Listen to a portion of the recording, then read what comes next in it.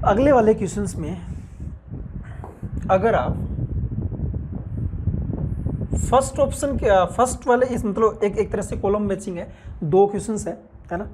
ये इधर x Y Z set दिया है, एक्स सेट दिया है जहाँ पे एफ एक्स जीरो होगा, वाई जहाँ पे दिया है एफ डेस एक्स जीरो होगा। तो पहले अपन जो फर्स्ट क्वेश्चन है ना उसमें फर्स्ट और सेकंड पार्ट पे ही बात चल रही है, मतलब एक्स और वाई पे ही बात करेंगे अपन। तो पहले मैं इसी पे डिस्कस करता हूँ। मैं पहले x के लिए बात करता हूँ, 4x के लिए। ध्यान से सुनना बेटा, काफी इंटरेस्टिंग क्वेश्चन है। F x is equal to zero, f x मतलब साइन और pi cos x is equal to zero. यार ये जो चीज लिखा रहे ना बेटा, ये आप याद रख लो, बहुत जगह यूज होता है। साइन जीरो कहां पे होता है? साइन जीरो वहीं पे होगा यहाँ पे पाई कोस एक्स, ये लिखा आर्गुमेंट में। जीरो कहां पे होता है? एन पाई पे जीरो होता है, और एन बेटा ऑलवेज एक इंटीजर होता है, एन ऑलवेज एक इंटीजर होता है। पाई से पाई कैंसिल आउट। इसका रिजल्ट ये निकल के आया कि कोस एक्स है वो एक इंटीजर होना चाहिए। कोस एक्स क्या होना चाहिए? एक इंटीजर होना चाहिए। अब खुद सोचो यार, कोस एक्स का वैल्यू -1 और 1 के बीच में रहती है, तो इंटीजर कौन कौन से आए? कोस एक्स का वैल्यू -1 और 1 के बीच में है, तो इंटीजर कौन कौन से आए? तो अपन लिख सकते हैं कोस एक्स का वैल्यू -1 भी हो सकता है, 0 भी हो सकता है, 1 भी हो सकता है ना यार। मतलब ये इतना इंटरेस्टिंग रिजल्ट दे दिया, आप सुनते रहना ध्यान से। यहां पे होता है 2n पाई एंगल, यहां पे क्या होता है ना 2n + 1 इंटू पाई एंगल, यहां पे क्या होता है ना 2n + 1 π/2 एंगल, सॉरी ओके एक मिनट, यहां पे होता है 4n + 1 π/2 एंगल, और यहां पे 4n + 3 π/2 एंगल, है ना, ऐसे रहता है। ये जीरो कहां पे होता है? इन दोनों को मिला के जीरो होता है, यहां पे जीरो होता है। मतलब cos x जीरो कहां पे होगा? cos x जीरो होगा x is equal to 2n + 1 π/2, 2n + 1 π/2। 1 कहां पे होता है? 1 होता है 2n पाई पे। -1 कहां पे होता है? 2n + 1 π/2 पे। कहने का मतलब इन चारों को इसने ले लिया, इन चारों को ले लिया बेटा।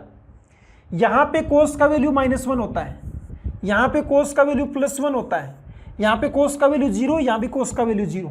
तो इसने चारों बाउंड्री को कनेक्ट कर लिया, चारों बाउंड्री को एक साथ लेना है, और चारों को एक साथ लिखने का एक ही तरीका है बेटा। क्या तरीका होता है चारों को एक साथ लिखने का? x is equal to n times π/2, x is equal to n times π/2। कैसे?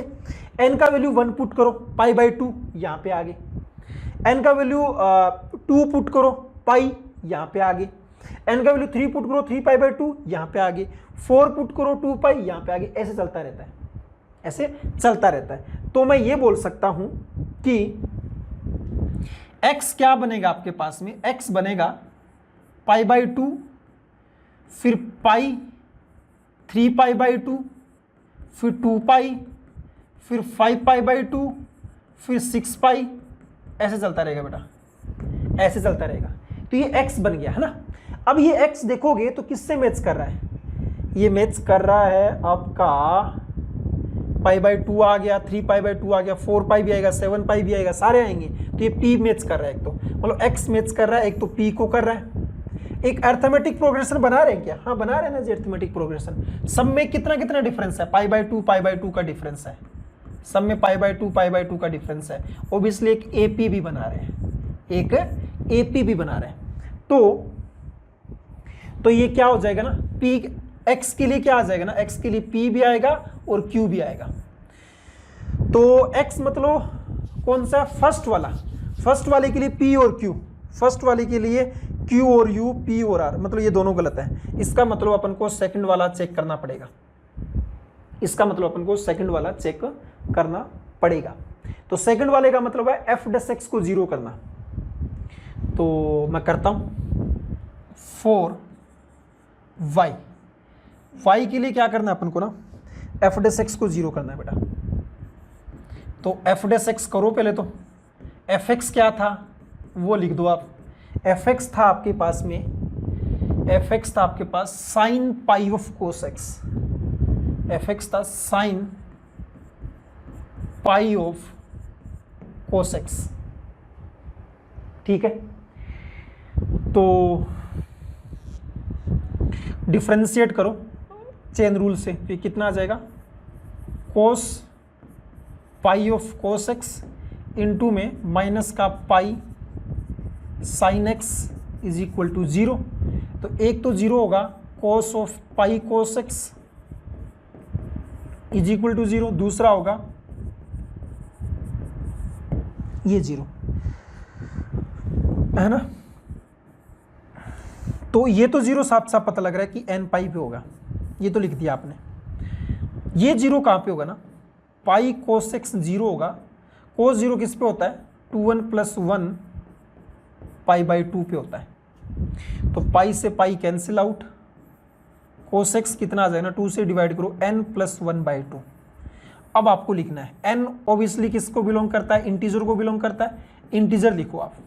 अगर मैंने इंटीजर लिखा -1 तो -1 और प्लस 1 बाई 2 तो माइनस का 1 बाई 2 बनेगा। तो कोस एक्स का वैल्यू क्या क्या आ सकता है, माइनस का 1 बाई 2 आ सकता है ना। मतलब आप यहां से रिजल्ट बना सकते हो बेटा, आप लिखना पड़ेगा बस। अगर -2 पुट करूंगा तो -2 माइनस का 1 बाई 2, -1 से छोटा हो गया, नहीं पुट कर सकते। 0 पुट कर सकते हैं, यस 1 बाई 2 आ जाएगा। 1 पुट नहीं कर सकते, तो बस ये इतनी पॉसिबिलिटी है, यही पॉसिबिलिटी है कि कोस एक्स का वैल्यू -1 बाई 2 और प्लस 1 बाई 2। तो आप देखो यहां से, कोस एक्स जब -1 बाई 2 होगा तो x कितना हो गया ना, 2n pi plus minus 2 pi by 3 लिखेंगे। अरे -1 बाई 2 वैल्यू किस पे होता है, 2 पाई बाई 3 पे होता है कोस का, तो 2n pi plus minus 2 pi by 3। Trigonometric equation का सारे के सारे फॉर्मूले बेटा याद कर लो ढंग से। अब अगर n बिलोंग्स टू यहाँ पे इंटीजर होता है, n अगर 0 पुट करेंगे तो प्लस माइनस का 2 पाई बाई 3 आ जाएगा। नेगेटिव लिख रहे हैं अपन क्या, नेगेटिव कोई भी नहीं लिखा हुआ है तो नेगेटिव मत लिखो, तो 2 पाई बाई 3 आ गया। n का वैल्यू मैं 1 पुट कर सकता हूं, तो 2 पाई माइनस का 2 पाई बाई 3, तो 6 पाई मतलब 4 पाई बाई 3 आ जाएगा। और 2 पाई प्लस कर देंगे तो ये 8 पाई बाई 3 आ जाएगा, है ना। और अगर n का वैल्यू मैंने 0 पुट कर दिया तो ये आया प्लस 2 पाई बाई 3, 1 पुट कर दिया तो ये आ गया। 2 पुट करेंगे तो 4 pi plus minus 2 pi by 3, तो 14 पाई बाई 3 माइनस करेंगे तो 10 पाई बाई 3, ऐसे चलता रहेगा, है ना। ये तो आया इसके लिए cos x is equal to -1 by 2 के लिए। अगर cos x is equal to plus 1 by 2 करोगे तो एक्स इज इक्वल टू कितना आ जाएगा ना, एक्स इज इक्वल टू आ जाएगा 2n pi plus minus pi by 3। तो x इज इक्वल टू कितना आ जाएगा, x इज इक्वल टू आ जाएगा पाई बाई 3 आ जाएगा। और 1 पुट किया तो 2 पाई माइनस का pi by 3, 2 pi plus minus pi by 3, तो कितना आ जाएगा, माइनस करेंगे तो 6 और 1 5 पाई बाई 3, और प्लस करेंगे तो 6 और 7 पाई बाई 3, है ना। और 2 और ये 4 कर देंगे तो 12 और 13 पाई बाई 3, और माइनस कर दिया तो 11 पाई बाई 3, ये चलता रहेगा। और एक यहाँ पे लिखा हुआ x is equal to n pi, मतलब x is equal to pi 2 pi 3 pi ऐसे। अब सुनना बड़ा ध्यान से, मेरे पास ये 3 रिजल्ट मिले, है ना, काफी इंटरेस्टिंग क्वेश्चन है। मेरे पास ही एक रिजल्ट ये मिला, एक रिजल्ट ये मिला, एक रिजल्ट ये मिला, तीनों रिजल्ट को एक साथ लिखना है। कैसे लिख सकता हूं मैं, कंबाइन कैसे लिखोगे, x इज इक्वल टू यहां से पाई बाई 3 आया, फिर 2 पाई बाई 3 आया। अच्छा, इस पाई को मैं 3 पाई बाई 3 भी बोल सकता हूं ना, एक ही तो बात है। फिर आपके पास 4 पाई बाई 3 है, फिर आपके पास 5 पाई बाई 3 है, सारे ऐसे। फिर आपके पास 6 पाई बाई 3 मतलब 2 पाई है, ऐसे चलता रहेगा बेटा। ये बन के आया। तो एक तो ये किसके अंदर आ रहा है, पाई बाई 3 पाई बाई 3, एक तो एपी के अंदर आ रहा है, एक तो एपी वाला ऑप्शन सही हो गया, है ना। मतलब वाई के लिए क्यू सही हो जाएगा, एक तो वाई के लिए एक तो क्यू हो गया। दूसरा पाई बाई 3 2 पाई बाई 3, एक ये टी हो जाएगा, क्यू हो जाएगा और टी हो जाएगा। ये नहीं आएगा। तो Q और T सेकंड के लिए, मतलब सी ऑप्शन आपका एकदम सही है बेटा, टिक मार सकते थे इस पे, तो नोट डाउन कर लो आराम से। चलिए जी अगले वाले क्वेश्चंस पे चलते हैं।